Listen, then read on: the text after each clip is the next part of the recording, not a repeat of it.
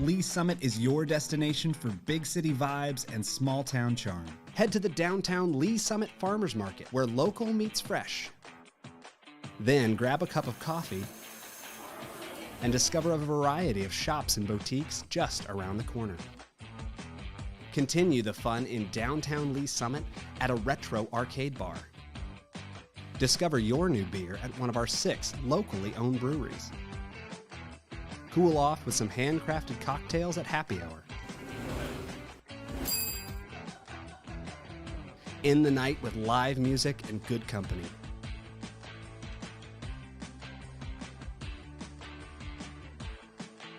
Lee Summit, Missouri. Hello, Lee Summit. Here's your flash briefing for the week of May 13th. City Council will meet for a regular session Tuesday night at 6 in Council Chambers in City Hall. If you can't watch, quickly catch up on City Council meetings by subscribing to the Council Debrief newsletter, which breaks down 3 to 4 key agenda items. Subscribe at cityofls.net. A reminder, today is the Community Blood Drive at the city's maintenance facility from 10 a.m. to 4 p.m. The Community Blood Center is in urgent need of blood, and all presenting donors will receive a box of Girl Scout cookies and a $10 e-gift card. What a sweet treat! Sign up today on the city's website. Walk-ins are welcome. In road news, starting today, May 13th, infrastructure work will require the closure at the intersection of 2nd and Green Streets for approximately 2 weeks, and the permanent closure of Green Street between City Hall and 3rd Street. Access to the City Hall parking garage will be from the alley on the west side of the garage. Find more information at cityofls.net. And then some good news for you on this Monday morning. If you hadn't noticed already, Northwest Chipman Road from Douglas to Donovan is now open to traffic. Thanks for listening and have a great week.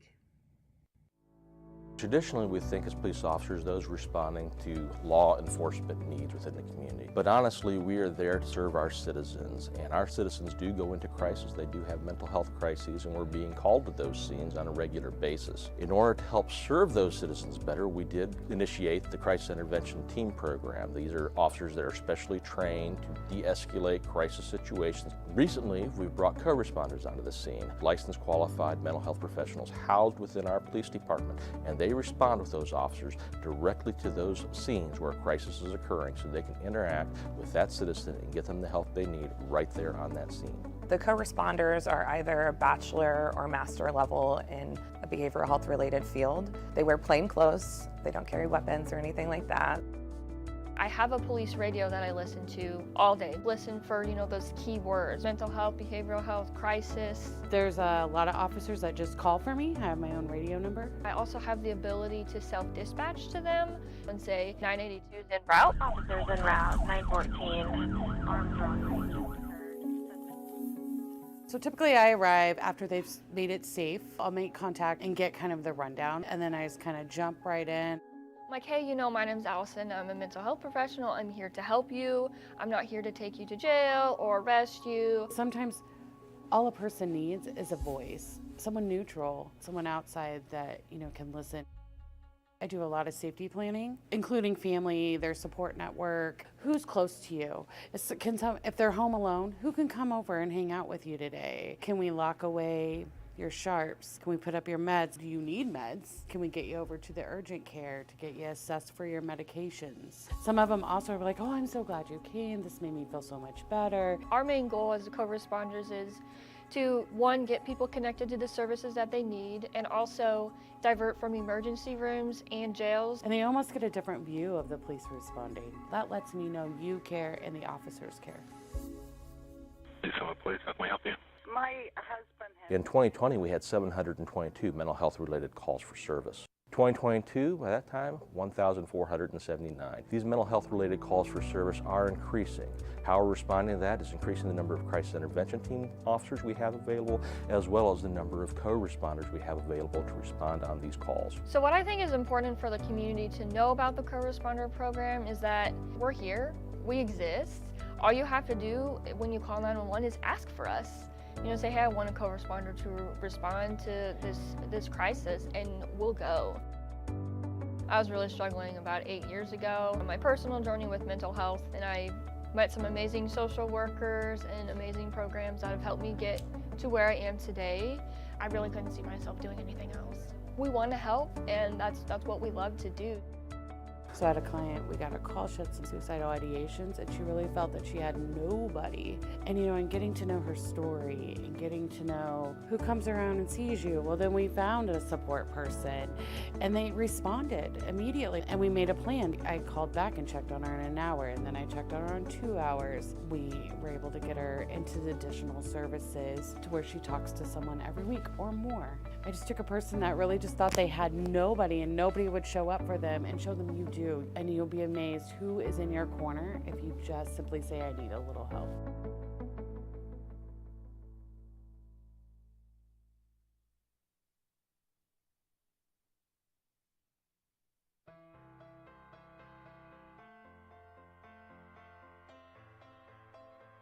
I'm Assistant Chief Jim Eden. And I'm Battalion Chief Ben Hicks. And today we're at Lee Summit Fire Station 3. Fire Station 3 was part of the 2016 no tax increase general obligation bond for public safety initiatives. The station was built and occupied in August of 2020. Unfortunately, due to the pandemic, we've not been able to give tours or have an actual ribbon cutting. So we want to invite you in today to give you the opportunity to see what goes on within a Lee Summit Fire Department station. Let's go take a tour. This is our admin side of the facility. We use this side mainly for offices. We have a lot of work during the day, whether it's training or doing reports or just generally taking care of the shift that we need to do. At this particular station, Station 3, we do have an assistant chief that works out of here. That person has their own office where they need to manage what's going on throughout the day with the shift and staffing, and as well as running calls out of here. The captain has their own office as well. What the captain does is at this specific station is in charge of both the fire truck that's here as well as the ambulance. And so with all those personnel responsibilities as well as running calls and reports, that's where they work out of. And generally for the rest of the crew, which is somewhere around 5 to 6 individuals, we have rooms to write reports, and we have additional training rooms and other rooms where people can work. Walking into our living area, I think it's important to recognize that we work 48-hour shifts. So in the evenings, after 5 o'clock, after work is done, we may have the opportunity to catch a game or something else as long as we're not running calls. And this gives us the opportunity to do that. When we go into our kitchen, I think this gives you a great reason to know why we go to the grocery store. When you see fire trucks at the grocery store, what we're doing. Well, so for 2 days working for 48 hours, we buy all our meals at the grocery store, and then we come in here and cook. Just like you guys do at home.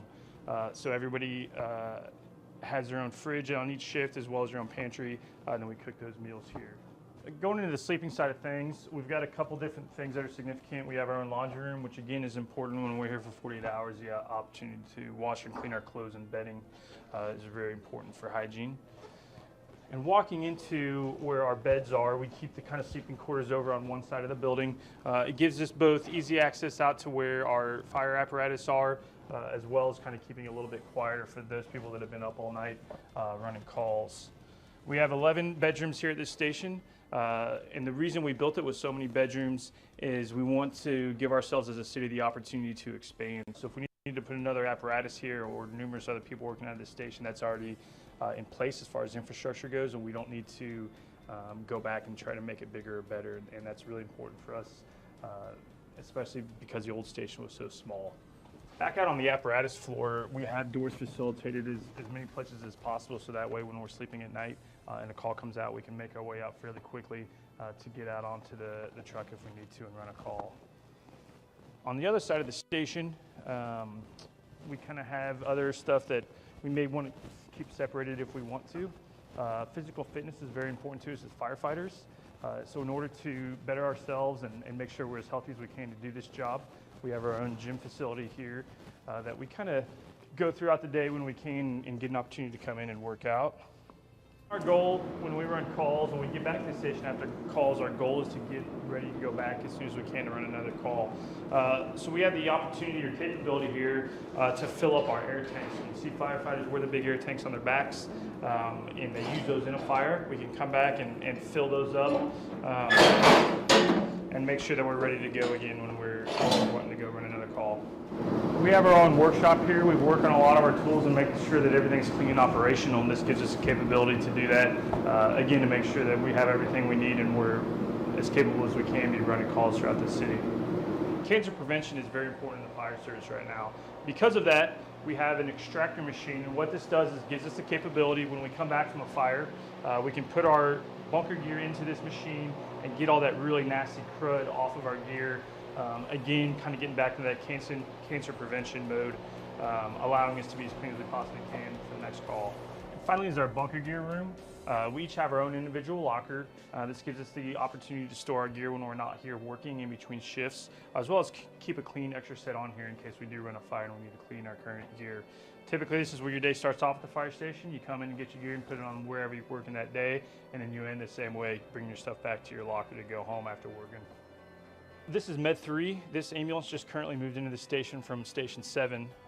Station 3, since we've had it built, has turned into one of our busiest stations in the city. Therefore, we wanted to provide the best care in the closest unit as we could. So we moved one of our ambulances up, and this became Med 3 for this particular instance. Out of this station, we also have Pumper 3. And that's a fire apparatus that they utilize to run the calls on this west end of the city. The last vehicle that you see is the chief's vehicle. We have 2 shift chiefs on shift every day, and they split the city. And this chief running out of this station typically covers the west and south area of the city, while our chief of Station 2 covers kind of that northeast section of our city, and they divided it up evenly. Thank you for going on a tour with us today. If you have any other questions about the Lee Summit Fire Department, please go to our webpage at lsfire.net or follow us on Facebook at Lee Summit Fire Department. Thanks for joining us on the tour.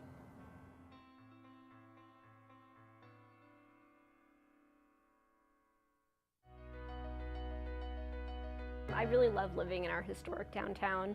I walk my dog around. The shops take her for, they do pub cups at Poppy's, so you can get ice cream with a little dog biscuit in it, which is her favorite thing in the world. My neighbors, we have block parties together. I really like how welcoming and how vibrant it is. It's an amazing place to live. Lee Summit's a really great community. I love living here, and I just wanted to try to find a way to give back, look out for my neighbors, for the community. I've always tried to be involved. Before serving on City Council, I used to volunteer with AFS, which is an organization that hosts foreign exchange students. So my husband and I have hosted kids from around the world and then also volunteered with local families and schools. In my professional life, I'm a paralegal, and then in my personal life, I enjoy reading, sewing. I'm a quilter, so I just finished a log cabin quilt that I'm going to send to my aunt out in DC. I can't claim any of our council accomplishments for myself. This is always a team effort. But I am really excited about the farmers market and event space that we have coming in. It's still in the design phases, but I think it's going to be a really beautiful space, and it's going to really continue keeping our downtown thriving. It's been in progress for a long time, but I think that people are going to really love it when it's done. I think one of my top priorities is going to be attainable housing. That, for example, I've been trying to find a place for my mom in Lee Summit. And it's really challenging finding something that really works for a retiree who doesn't have a huge budget. Just trying to make it more attainable for people no matter where they're at in their lives to be a part of our community. Community is what we make it. Everybody should get involved in whatever way they can, whether that's just voting or whether it's joining a board or a commission or even running for office. What do they say? The world is run by those who show up. So get involved however you can and make a difference in the community.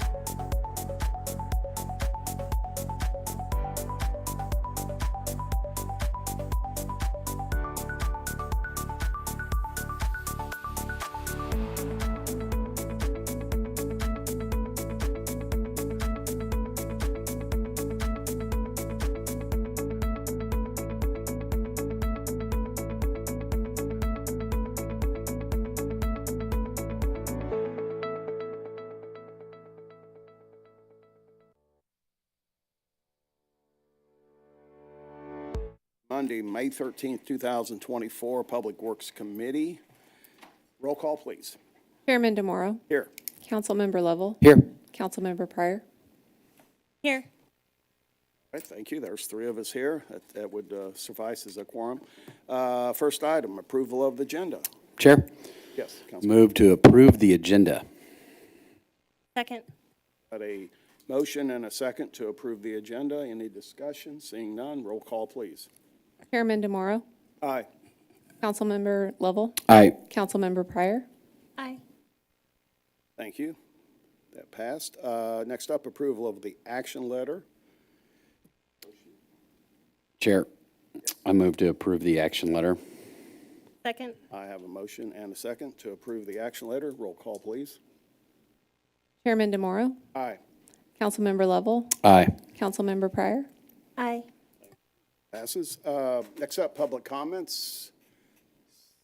Anybody know of any public comments, written or otherwise? Okay, well, we'll just move right on to the first business is approval of the April 8th, 2024 Public Works Committee action letter. The action letter? We just approved it anyway. Yeah, is that out of place? Yeah. That's out of place.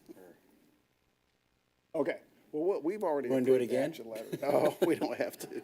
All right, we're going to go into item B, TMP 2980, an ordinance authorizing the execution of an agreement, RFP 2024-034, by and between the City of Lee Summit, Missouri, and HBK Engineering LLC for the lead service line inventory in the amount of $235,092, and authorizing the city manager to execute the same. Mr. Thorne. Good evening, Jeff Thorne, Deputy Director, Lee Summit Water. I have before you an engineering contract to HBK Engineering for the lead service line inventory. The EPA passed the revised lead and copper rules as part of the rule revisions, and I'll be honest with you, they're still working on those rules. But as part of those rules, one thing that hasn't changed thus far is the requirement for us to start an inventory and have at least a baseline inventory to them by October. We submitted and were successful in getting a SRF loan and grant. The reason we submitted was because there were actually grant funds available. We don't generally do a lot of loan work, but in this case with grant funding, we had requested, we had a couple $100,000 in our current CIP, and with the loan and grant, we got another $100 in grant money from Department of Natural Resources for this project. So we went through the DNR process, put out an RFP for selection of engineering, and got the submittal from HBK Engineering as the most responsive firm on this.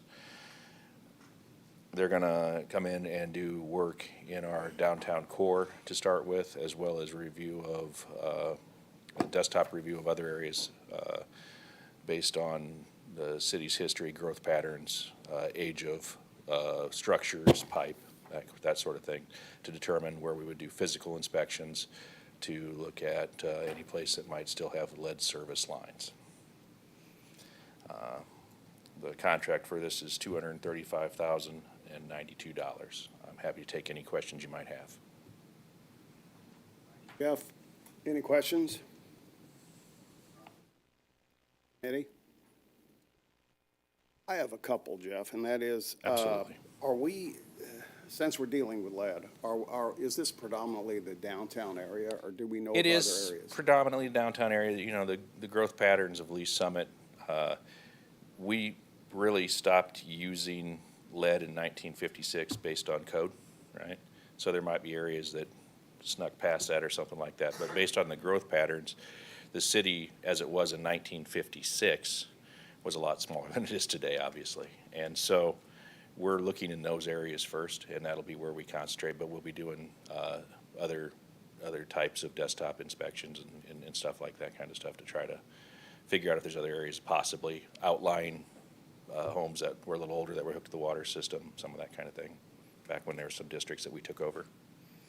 And then in the bid item 2, the infield verification by excavation, their scope of work is before and after, the city side and the homeowner side. Correct. Is the city covering both sides for the cost of that? Or is that? The current requirement for the EPA is that if we bring in a contractor to do that work, they have to offer to do the work for the homeowner, but that is the homeowner's side of the cost. Past the meter is their service, so it's their cost to carry. But they'll be allowed, the contractor will be required to talk to them and see if they want that done while they're doing our side.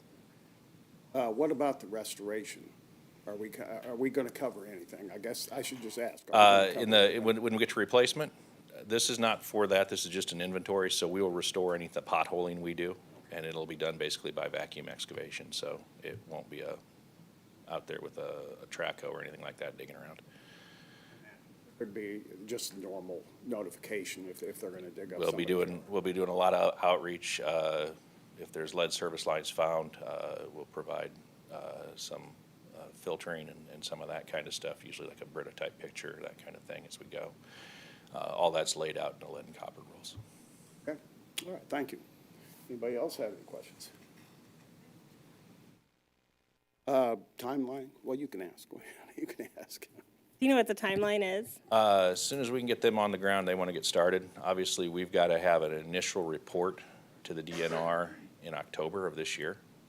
Now, it doesn't have to be complete. We've got 10 years to complete all this work. In Lee Summit, it won't take nearly that long, but if you think about someplace like Kansas City, they're going to need every minute of it. So we're lucky in that fact because we were a much smaller community when lead service lines were allowed. Just thought of another question, and that is when they have to go into a house, inside the house, will there be a city employee accompanying the Yes. Yeah, our intention is to provide a city staff along with one of their staff to do that. Thank you. Any other questions before I think of any else? All right, well, I'll look for a motion then. Chair.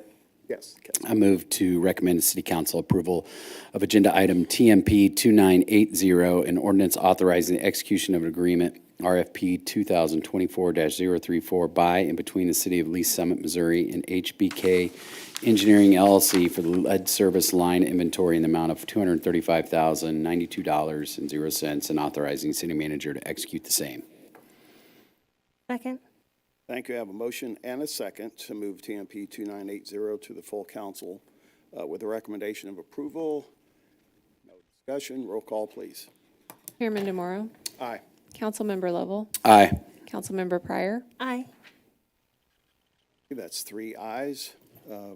Moving TMP 0 to the full council. Next up, TMP 2984, an ordinance approving change order number 1 to the agreement for the construction of the water main replacement FY23 Project 721-1 between the City of Lee Summit, Missouri and Wiedemann Incorporated for an increase of $856,396 for a revised agreement amount of $4,454,998 and to increase the project timeline by 90 days and authorizing the city manager to execute the same. Mr. Thorne again. Thank you. Once again, Jeff Thorne, Deputy Director of Water Utilities. Before you is a change order to add some work into the project recently awarded to Wiedemann. We've had some line issues out at St. Luke's. We started by doing a quick design. We designed a line basically from this point here on Douglas to this point here that comes in by their surgery center, and obviously this is all new construction in this area. We got that design put together, and about that same time they started putting out the bid and the construction for the new surgery center expansion and all that at St. Luke's. So we didn't put it into the project because we didn't want our contractor working in conflict with their contractor, and we approached St. Luke's and tried to have that done underneath their prime. The cost to do that piece of work was over $700,000 just for that chunk, which was outside of our estimate and outside of our budget. So we shelved that, and we were waiting to get clear of their contractor, and then we were going to release that work. In the meantime, we had some breaks on the line back in this area. And this building is fed here, here, and here. None of those are connected together, or at least not to date. So they lose segments of the building when these lines go down, or could go down. We usually leave the line to bleed and don't shut it off and fix it hot when we're out there. So then we looked at where we're at in budget with the FY23 bid, and they came in well under what we'd projected. And we went out and walked it with them, and they gave us a cost to do that whole piece for $856,000. Now that's an estimate on what it'll cost, because we didn't have full plans on the backside, and we wanted to try some different construction approaches around where the current contractor's working. It's a little different than what's on the plans we had for the front side. So they gave us a time and materials quote based on the numbers that we have for their on-call.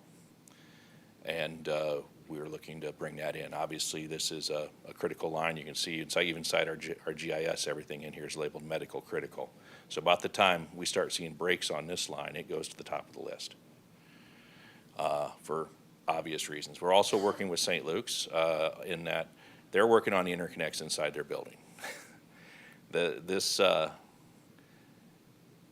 project still has an issue if there's a failure on this line. This line is fed from two directions, right? It loops all the way around the building, and it's fed from the back and the front from separate lines from us. So we're really redundant.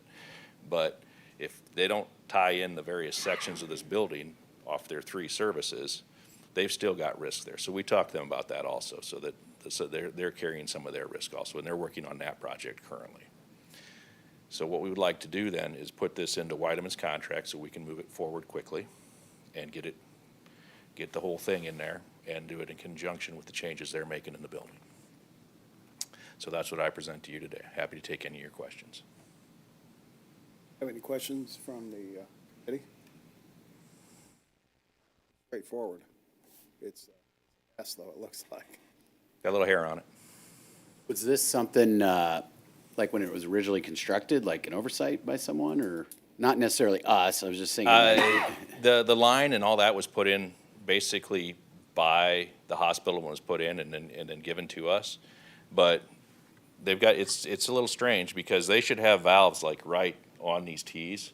And like the nearest valve is over here and another nearest valve is over in here. So when this line in this area breaks, it becomes a problem. We went in the middle of the winter, 2 years ago almost, and put in valves right in this area and did work on it because this was supposedly all one isolated thing. And then they had another break outside of that valving, and the service line for the service center wasn't where it was shown. It was in a different spot, and we ended up shutting them off not knowing. So yeah, there's some stuff there that could have been done better, for sure. We will rectify that as we're in there. So are we fixing someone else's problem, or like? It is our line. If this was built today, it would not be our line. A line that goes into a site and only serves a single ownership is a private line. It's not a public line. It doesn't serve a public purpose. That said, unless we can get them to take it, which we've tried, and they said, nah, we're good, it's our line. And so we will replace it and maintain it. Just to be fair, the one inside on the parking that's in the magenta color there was our line at one point, but they wanted to put retaining walls on it and that kind of stuff, and we told them they could not do that with our line. They could do it with their line, and so they took that line. But I don't have that kind of a hook on this one. Thanks. Questions? All right, well, thank you. Thank you, Mr. Thorne. Chair. I move to recommend to council TMP for approval, TMP 2984, an ordinance approving change order number 1 to the agreement for the construction of the water main replacement FY23 project number 721-1 between the City of Lee Summit, Missouri and Weideman Inc. for an increase of $856,396 for a revised agreement of $4,454,998 and to increase the project timeline by 90 days and authorizing the city manager to execute an agreement for the same. Second. Thank you. I have a motion by Councilmember Pryor, a second by Councilmember Lovell. Move TMP 2984 to the full council with a recommendation of approval. Roll call, please. Chairman DeMauro? Aye. Councilmember Lovell? Aye. Councilmember Pryor? Aye. Passes TMP 2984. Next up, TMP 2981, an ordinance approving an intergovernmental agreement regarding the maintenance of sidewalks by and between the City of Lee Summit, Missouri and Missouri Highways and Transportation Commission for the North Outer Road 50 Highway, also known as Blue Parkway, located east of Blackwell Road, and authorizing the mayor to execute an agreement for the same. Ms. Berry, how are you?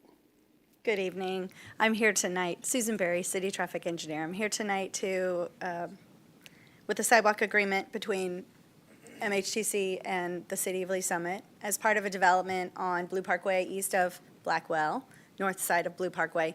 One of the development requirements was to provide sidewalks as they improved Blue Parkway. And MoDOT contacted us about would we be willing to maintain the sidewalks. They're not in the business of maintaining sidewalks. And so if we said we didn't want to maintain them, they were going to not have them built. And so this is a common occurrence. We've done this on several interchange projects around the area. So we have agreed to, so we're asking to take over maintenance of these sidewalks. And I have a visual if you're interested. It was in your packet, I believe. It is in the packet, yeah.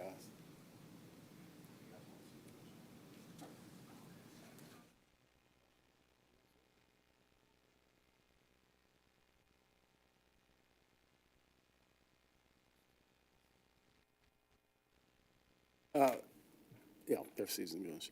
While you're doing that, were we able to, since we were, well, I'm not going to say we were forced into it, but did they give us any budgetary relief and help us with any of this?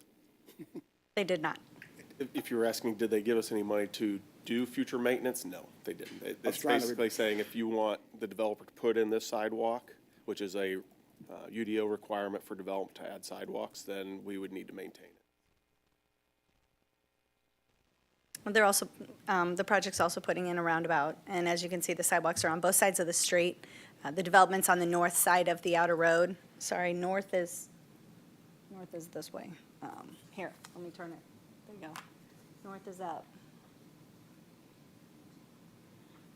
And so, in between the outer road and the 50 ramp, that's undeveloped land, but that roundabout has an access point to address that in the future when that develops.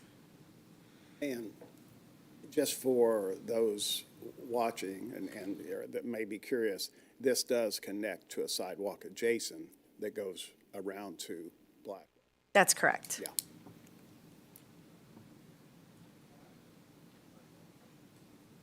Chair, I move to recommend to City Council for approval TMP 2981, ordinance approving intergovernmental agreement regarding maintenance of sidewalks by and between the City of Lee Summit, Missouri and the Missouri Highways and Transportation Commission for North Outer Road 50 West, also known as Blue Parkway, located east of Blackwell Road, and authorizing the mayor to execute an agreement for the same. Second.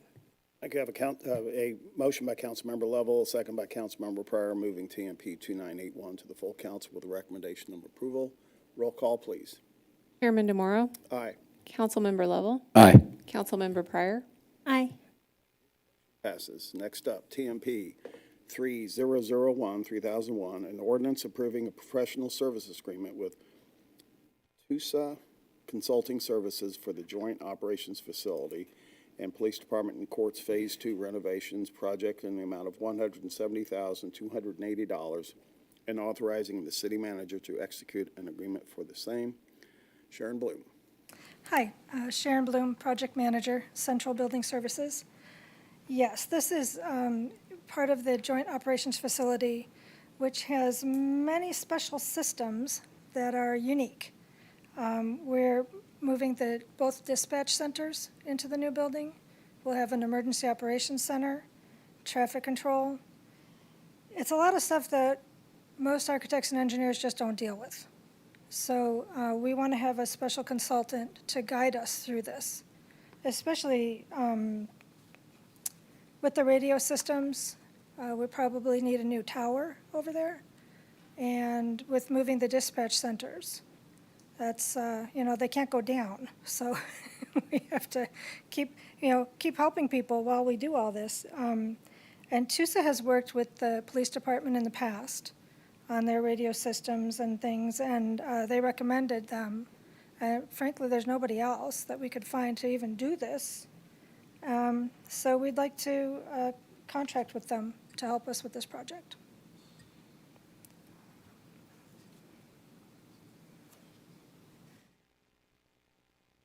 When this eventually happens, what will happen to the tower just across? That stays. That stays, Mhm. and it'll be operational, even Yes. though the center. Yes. All right. Chair, Councilmember Pryor. I move to approve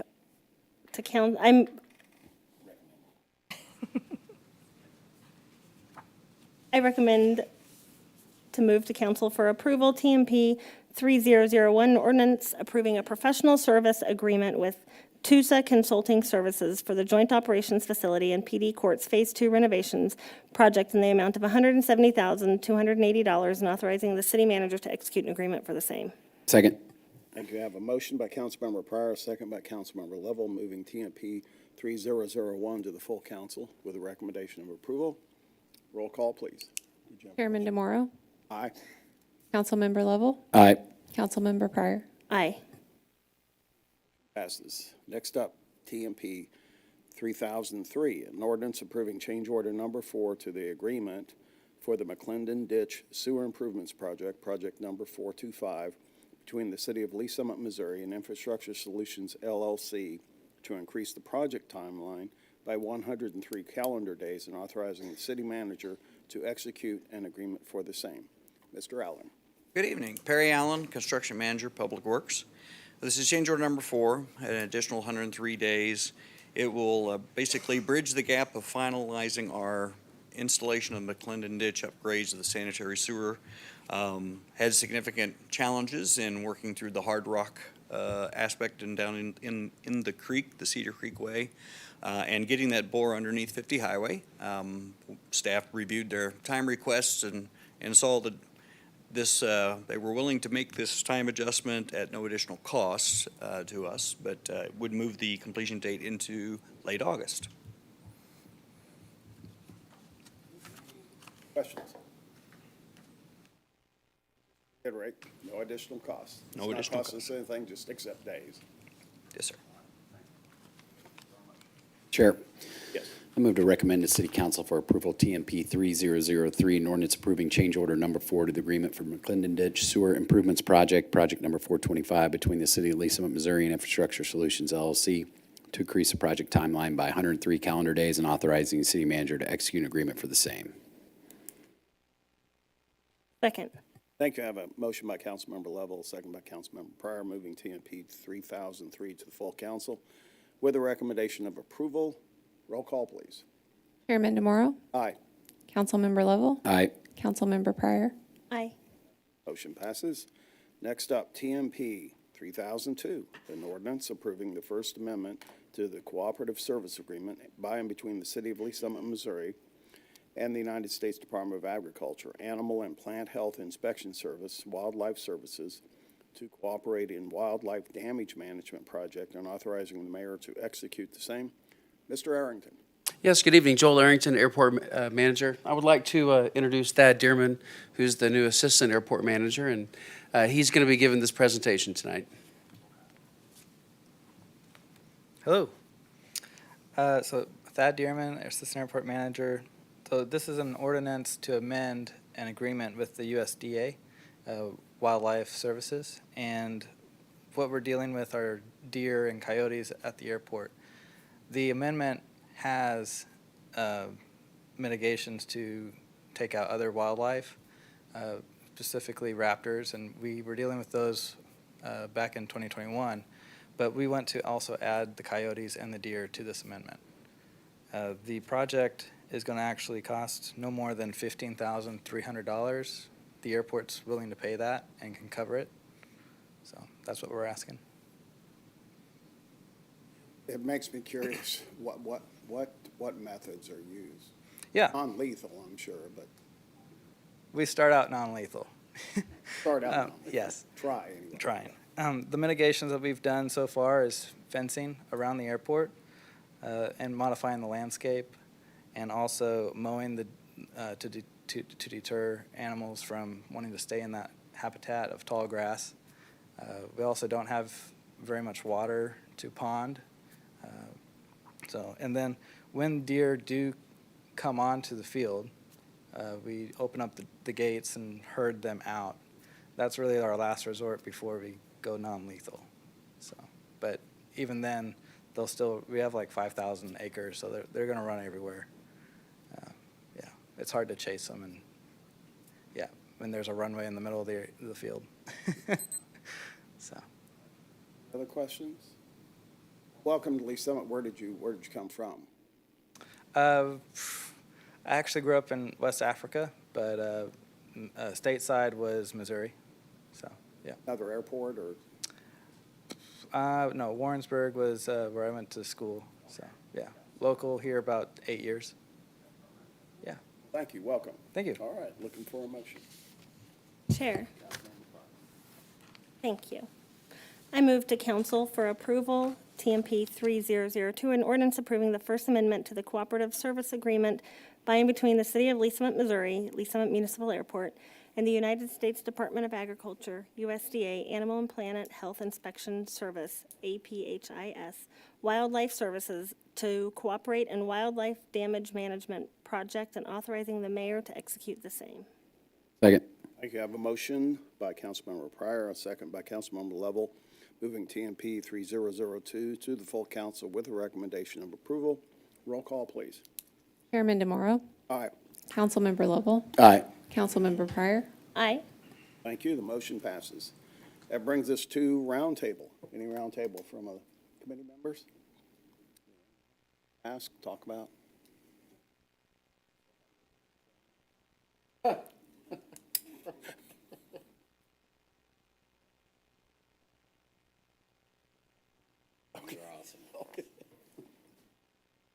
Go ahead, Councilmember. Thank you.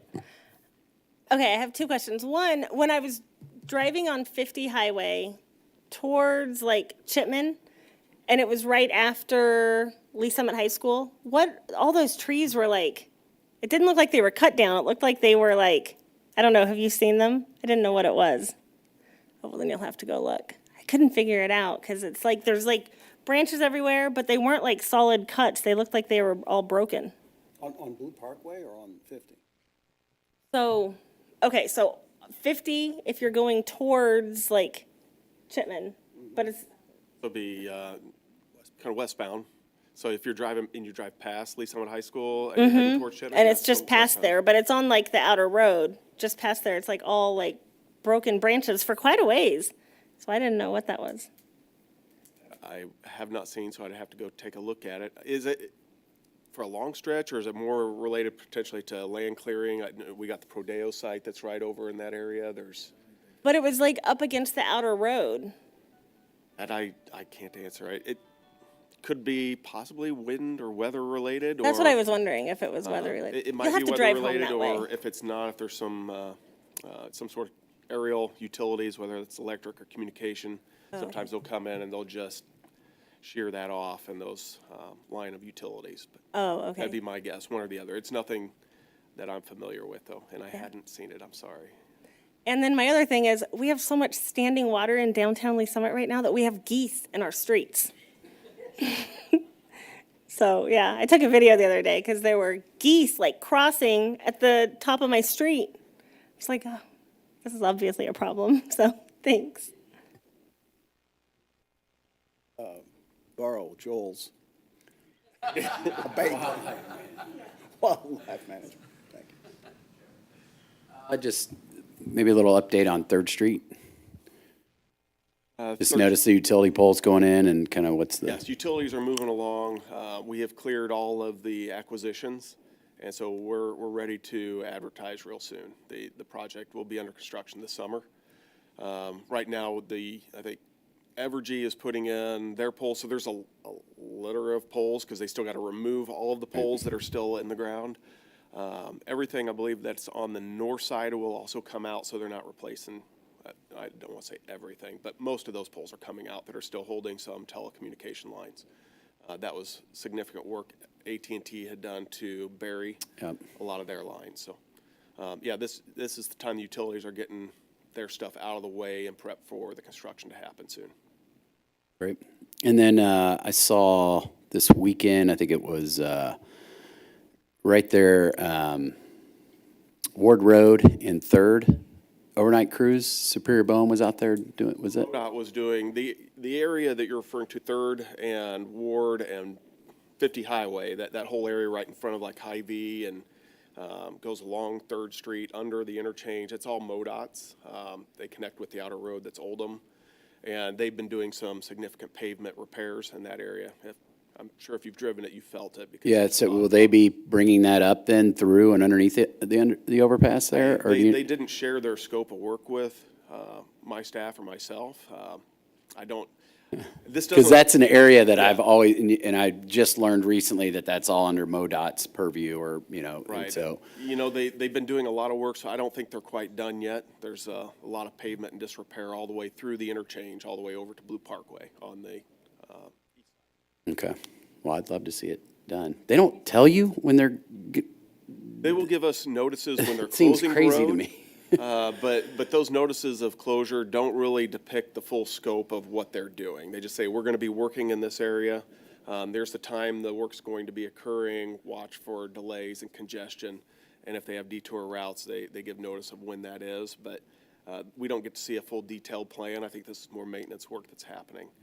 When it's an actual project, like if they were to go in and redo the interchange, yes, we're in constant communication, but maintenance work, usually not. Thanks. Thanks, Chair. Roundtable from staff. I just make notice, since it was brought to our attention tomorrow night, there's a staff report on the agenda, no presentation, but it's a license tax a report. It's the annual report that we produce, and it's minutes of the meeting that were held. There's an error, and we'll be reattaching an updated report. What's an error is it makes mention of a motion that unanimously passed. That particular motion actually failed. They had a motion to raise rates on non-residential development for the license tax. It failed 3-2, and then a following motion to approve or recommend no change in rates was unanimously passed. So that's just a correction we'll make and reattach to the packet.